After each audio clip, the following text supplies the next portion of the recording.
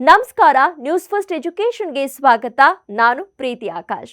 ಇಂಡಿಯಾದಲ್ಲೇ ಅತ್ಯಂತ ಪ್ರೆಸ್ಟೀಜಿಯಸ್ ಮತ್ತು responsible job ಅಂದ್ರೆ ಅದು IAS. ಪ್ರತಿ ವರ್ಷ ಲಕ್ಷಾಂತರ ಸ್ಟೂಡೆಂಟ್ಸ್ ಈ UPSC ಎಕ್ಸಾಮ್ ಪಾಸ್ ಮಾಡೋಕೆ ಹಗಲಿರುಳು ಕಷ್ಟಪಡ್ತಾರೆ. ಒಮ್ಮೆ ಪರೀಕ್ಷೆ ಪಾಸ್ ಮಾಡಿದ ಮೇಲೆ ಇವರಿಗೆ ಉತ್ತರಾಖಂಡದ ಮಸೂರಿಯ ಲಬಾಸ್ನ ಅಕಾಡೆಮಿಯಲ್ಲಿ ಟ್ರೈನಿಂಗ್ ನೀಡಲಾಗುತ್ತೆ. ಇಲ್ಲಿ ಅವರಿಗೆ ಅಡ್ಮಿನಿಸ್ಟ್ರೇಷನ್, ಕಾನೂನು ಮತ್ತು ಗವರ್ನಮೆಂಟ್ ಸ್ಕೀಮ್ಸ್ ಬಗ್ಗೆ ಕಂಪ್ಲೀಟ್ ನಾಲೆಡ್ಜ್ ಕೊಡಲಾಗುತ್ತೆ. ಟ್ರೈನಿಂಗ್ ಮುಗಿದ ಮೇಲೆ IAS ಆಫೀಸರ್ಗೆ ಅವರ ಮೊದಲ ಫೀಲ್ಡ್ ಪೋಸ್ಟಿಂಗ್ ಸಿಗುತ್ತೆ.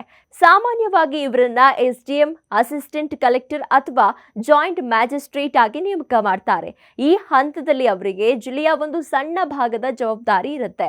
ಲಾ ಅಂಡ್ ಆರ್ಡರ್ ಕಾಪಾಡೋದು ಮತ್ತು ಜನರ ಸಮಸ್ಯೆಗಳನ್ನ ಸಾಲ್ವ್ ಮಾಡೋದು ಇವರ ಮೇನ್ ಜಾಬ್ ಆಗಿರುತ್ತೆ.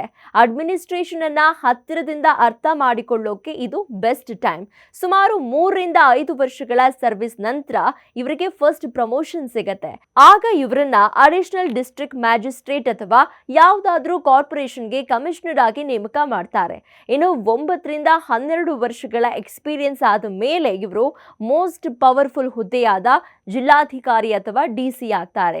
ಇಡೀ ಜಿಲ್ಲೆಯ ಡೆವಲಪ್ಮೆಂಟ್, ಎಲೆಕ್ಷನ್ ಮತ್ತು ಡಿಸಾಸ್ಟರ್ ಮ್ಯಾನೇಜ್ಮೆಂಟ್ ಅಂತಹ ದೊಡ್ಡ ಜವಾಬ್ದಾರಿ ಜಿಲ್ಲಾಧಿಕಾರಿ ಮೇಲಿರುತ್ತೆ.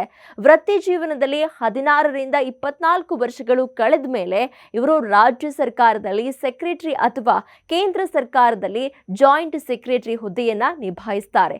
ಅನುಭವ 25 ವರ್ಷ ದಾಟಿದಾಗ ಪ್ರಿನ್ಸಿಪಲ್ ಸೆಕ್ರೆಟರಿ ಆಗೋ ಅವಕಾಶ ಇರುತ್ತೆ. ಇನ್ನು ಕೆರಿಯರ್ನ ಉತ್ತುಂಗದಲ್ಲಿ ಇಡೀ ರಾಜ್ಯಕ್ಕೆ ಅಡ್ಮಿನಿಸ್ಟ್ರೇಟಿವ್ ಬಾಸ್ ಆದ ಚೀಫ್ ಸೆಕ್ರೆಟರಿ ಅಥವಾ ಇಡೀ ದೇಶದ ಅಡ್ಮಿನಿಸ್ಟ್ರೇಷನ್ಗೆ ಹೆಡ್ ಆಗಿರೋ ಕ್ಯಾಬಿನೆಟ್ ಸೆಕ್ರೆಟರಿ ಪೋಸ್ಟ್ ವರೆಗೂ ಕೂಡ ಇವರು ಬೆಳಿಬಹುದು. ಈ ಎಲ್ಲಾ ಪ್ರಮೋಷನ್ಗಳು ಬರೀ ಸೀನಿಯಾರಿಟಿ ಮೇಲೆ ಮಾತ್ರ ನಡೆಯಲ್ಲ, ಆಫೀಸರ್ನ ಪರ್ಫಾರ್ಮೆನ್ಸ್ ಮೇಲೆ ಡಿಪೆಂಡ್ ಆಗಿರುತ್ತೆ. ಪ್ರತಿ ವರ್ಷ ಇವರ ಕೆಲಸದ ಬಗ್ಗೆ ACR ಅಂದ್ರೆ ಆನ್ಯುವಲ್ ಕಾನ್ಫಿಡೆನ್ಷಿಯಲ್ ರಿಪೋರ್ಟ್ ಅನ್ನು ಸೀಕ್ರೆಟ್ ರಿಪೋರ್ಟ್ ರೆಡಿ ಮಾಡಲಾಗುತ್ತೆ. ನಿಮ್ಮ ಟ್ರ್ಯಾಕ್ ರೆಕಾರ್ಡ್ ಮತ್ತು ಕೆಲಸದ ದಕ್ಷತೆ ಚೆನ್ನಾಗಿದ್ರೆ ಮಾತ್ರ ಇಂತಹ ಹೈ ಲೆವೆಲ್ ಪ್ರಮೋಷನ್ ಸಿಗೋಕೆ ಸಾಧ್ಯ. ಈ ಇನ್ಫಾರ್ಮೇಶನ್ ಇಷ್ಟ ಆದ್ರೆ ಲೈಕ್ ಮಾಡಿ ಮತ್ತು UPSC ಆಕಾಂಕ್ಷಿಗಳ ಜೊತೆ ಶೇರ್ ಮಾಡಿ. ಇಂಥದ್ದೇ ಅಪ್ಡೇಟ್ಸ್ಗಾಗಿ ನ್ಯೂಸ್ ಫಸ್ಟ್ ಎಜುಕೇಷನ್ ಸಬ್ಸ್ಕ್ರೈಬ್ ಮಾಡಿ.